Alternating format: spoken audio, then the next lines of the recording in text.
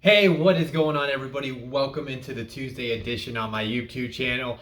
We're already past 8 weeks of football. I cannot believe that. It's November. Where have the last 2 months have gone? We're officially in the holiday season with Halloween happening this past weekend. We got Thanksgiving in a few weeks.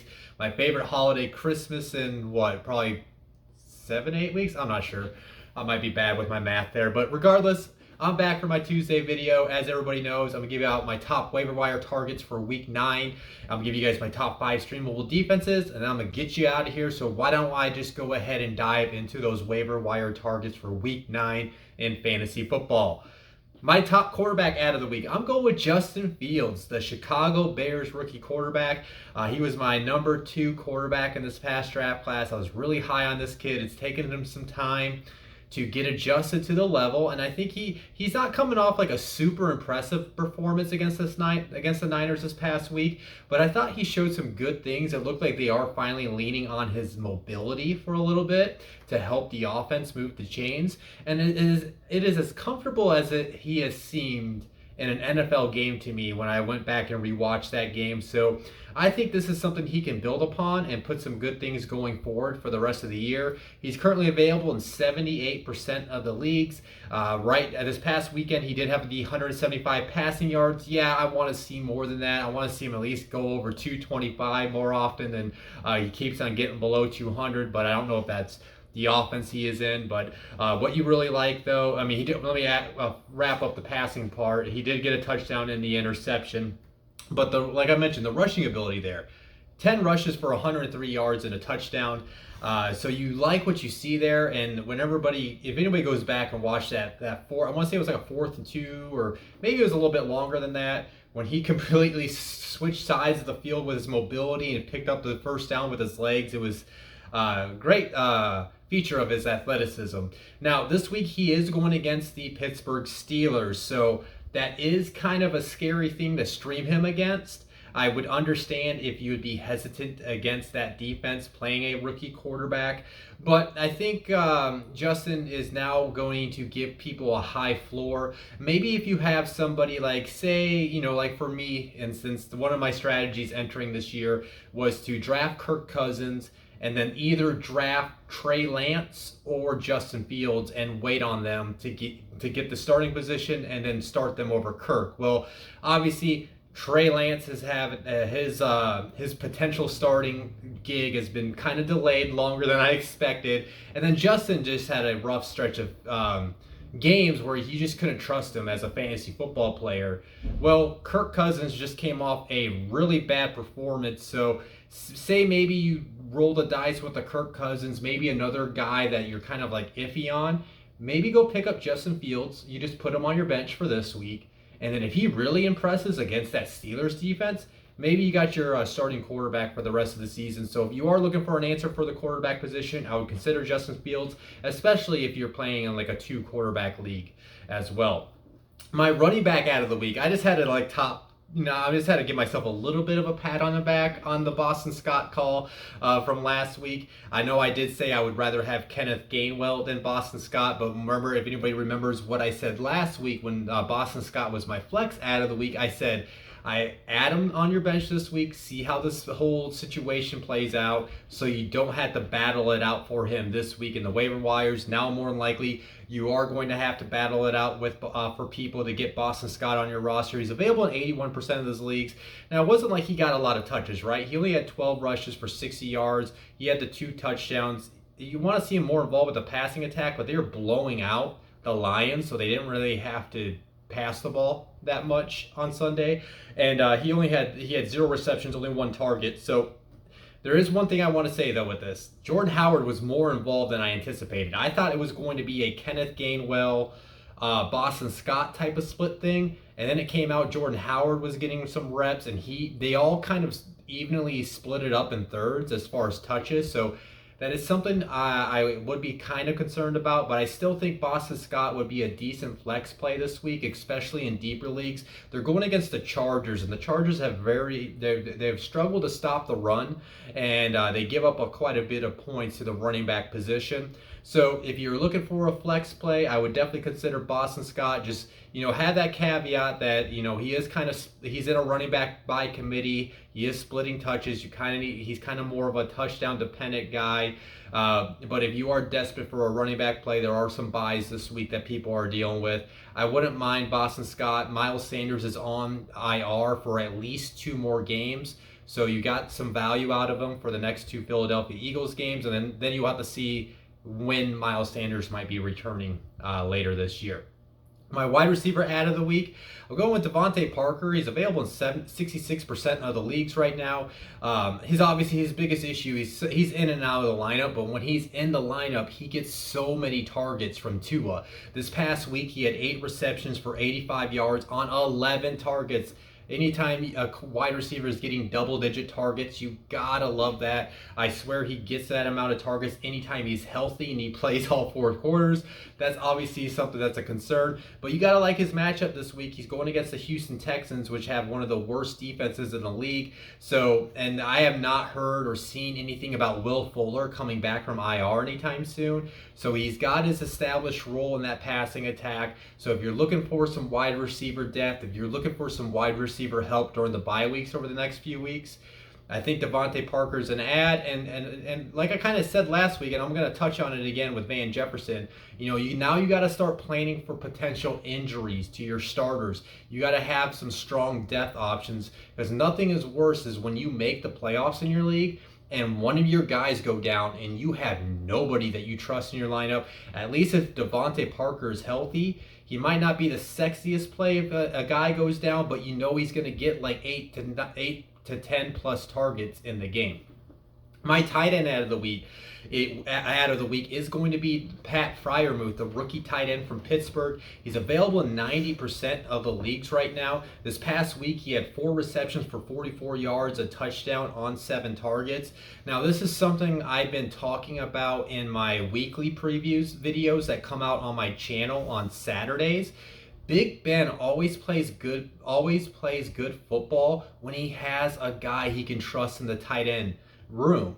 And that's looking like Pat Friarmuth. He's looking like his next Heath Miller, to say the least. And Pat's been delivering for the Steelers over the past few weeks.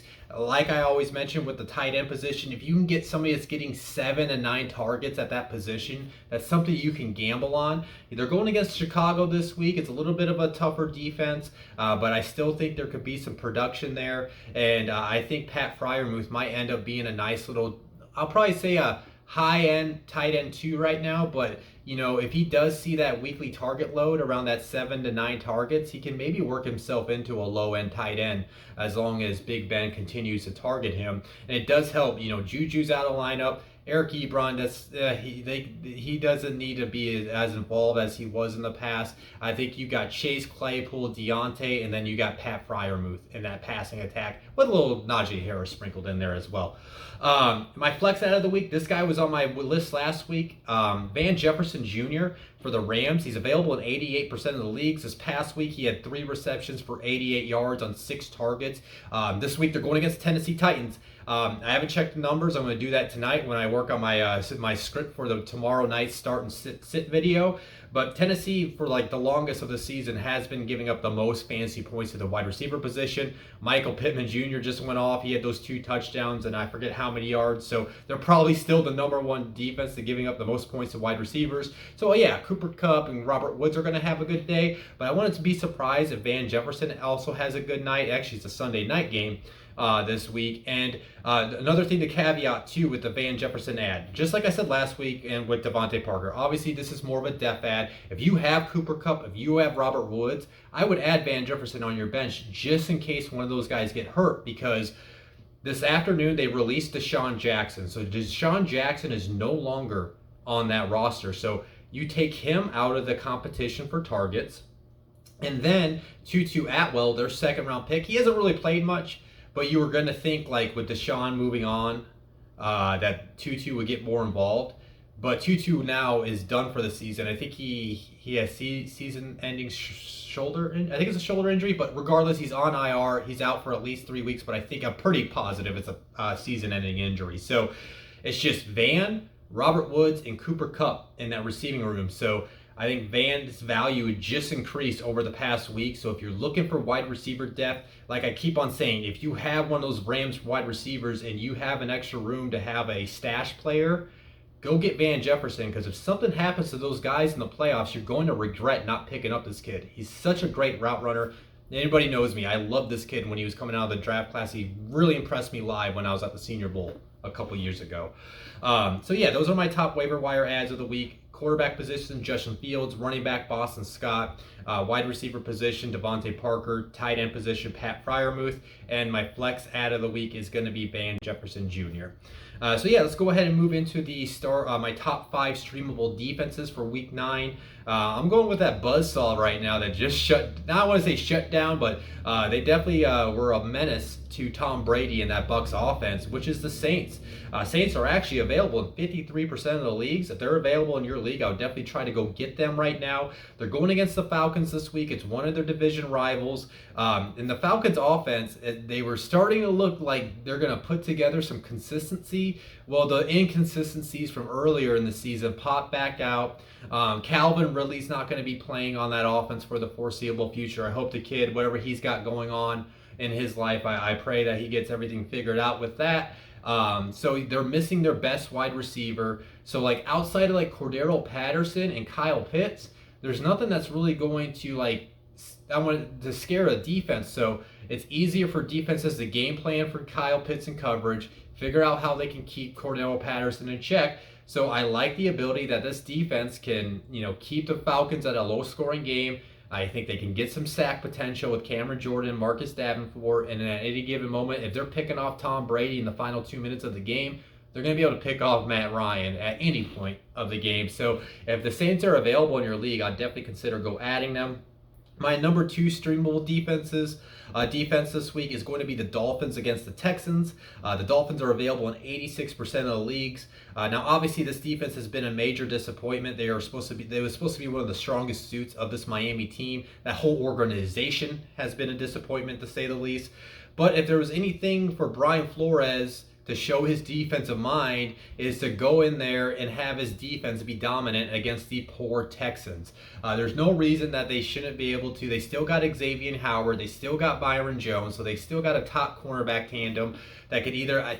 Maybe Tyrod Taylor's playing this week. I'm not sure. But regardless if it's Tyrod Taylor, regardless if it's Davis Mills, I like the potential that they can get some turnovers. I'm looking for maybe a Christian Wilkins, a Jalen Phillips to take advantage of the weaker Texans offensive line and get some pressure on the quarterback and try to get those sacks and force those early decisions, which sometimes do result in those turnovers. So it's definitely more of a matchup-based play, but I also still like some of those pieces that the Dolphins have in that defense. My number 3 streamable defense this week, I'm going with the Chargers against the Eagles. The Chargers are available in 70% of the leagues right now. That Eagles offense is, I think Jalen had barely over 100 yards. It was more of all of a rushing attack this past week. Now, the Chargers' rush defense is pretty bad, but I wouldn't expect it to be too much of a problem, I guess, with the Eagles offense, because they've just been it seems like it's every other game for the Eagles, right? It's like one game they're putting up points, they're looking good, but they're kind of beating up on the bad teams. And then when they face the good teams, they look like the Eagles that they really are. So I'm kind of betting on that, right? And then on top of that, I just think Derwin James or maybe Asante Samuel will be able to pick off Jalen at some point in this game. Joey Bosa should be able to eat against that offensive line, especially against that left tackle position. I know Mailata has been playing... I think, because Lane Johnson's back in the lineup, so he's back over at left tackle. So he's a good left tackle, but I think Joey can get him a couple times and try to get some sacks. So if the Chargers are available, that's definitely a defense I would consider streaming this week. My number 4 streamable defense this week, I'm going to go with the Panthers against the Patriots. The Panthers are available in 57% of the leagues right now. That's still a strong defense. They're really good against the run. So it's basically a strength on strength. The Patriots rushing attack against that Panthers rushing attack. Now that Shaq Thompson is healthy and he's back in that Carolina defense, that has made a difference. It's helping stop the run and also kind of defend the pass because he's so athletic and he can control that middle of the field. So I like their abilities to basically somewhat. I think the Patriots will kind of maybe get them in here and there, but they're going to be able to keep that rushing attack in check. So they're going to force Mac Jones to beat them. Well, Mac Jones is, I know they got that win over the Chargers, but Mac Jones is coming off one of his bad games this season. So I think if they can make them one-dimensional and force Mac to beat them, that's where maybe some turnovers can happen. Maybe Brian Burns can come off the edge, get some pressure on Mac. And then you also got to talk about the revenge factor. Stephon Gilmore, the former Patriots cornerback, is playing against his former team. So not only he's going to want to ball out, he's going to want to try to get an interception, but he saw this offense every day in practice. So he could kind of give some tidbits to his team, what to expect. And I think they're a decent play this week if you're looking for a streamable defense. Now to wrap this up, my number 5 streamable defense. Yeah, this is definitely a deep play league. This is definitely a 12 to 14 plus team league streamable defense. If you're desperate, hey, my desperate picks have paid off earlier this year. So maybe that does with this, but I'm going with the Falcons. They're available in 87% of the leagues. They are going against the Saints this week. And honestly, it's purely because of the quarterback situation. As people probably already know, Jameis Winston tore his ACL. He's done for the season. So it's either they're going to, because it sounds like Taysom Hill is going to be back from his concussion. So it's either going to be Taysom Hill at the quarterback spot, which I would be totally fine streaming against him, even if he's a full-time quarterback, or it's going to be Trevor Siemian with a mixture of Taysom Hill, kind of like how they did with Drew Brees and even with Jameis and Taysom earlier this season. So yeah, I like the chances of whoever the quarterback is, that they can probably pick them off at least once or twice, and maybe that results in a pick 6 and get you some points, right? So I'm totally gambling on whoever the quarterback is this week. Taysom doesn't scare me. Trevor Siemian does not scare me at all. Like, he did a nice job filling in with Jameis, but you also got to keep in mind the Bucs defense prepared all week to face Jameis for all 4 quarters. Jameis Winston and Trevor Siemian are about as polar opposite of quarterbacks that you can get. So everything that defense prepared for, everything got flipped upside down, right? Jameis is going to push the ball down the field. He's going to use his arm strength. You know what Trevor Siemian's going to do? He's going to play very safe football. He's going to make the right reads and make the short intermediate throws because he can't really push the ball down the field. Well, the Falcons can prepare for that, right? So I'm just taking a gamble on the quarterback position. Again, that Falcons play, total deep league play, okay? So again, my streamable defenses for this week: Saints against the Falcons, Dolphins against the Texans, Chargers against the Eagles, Panthers against the Patriots, and the Falcons against the Saints. And that's my video for this week.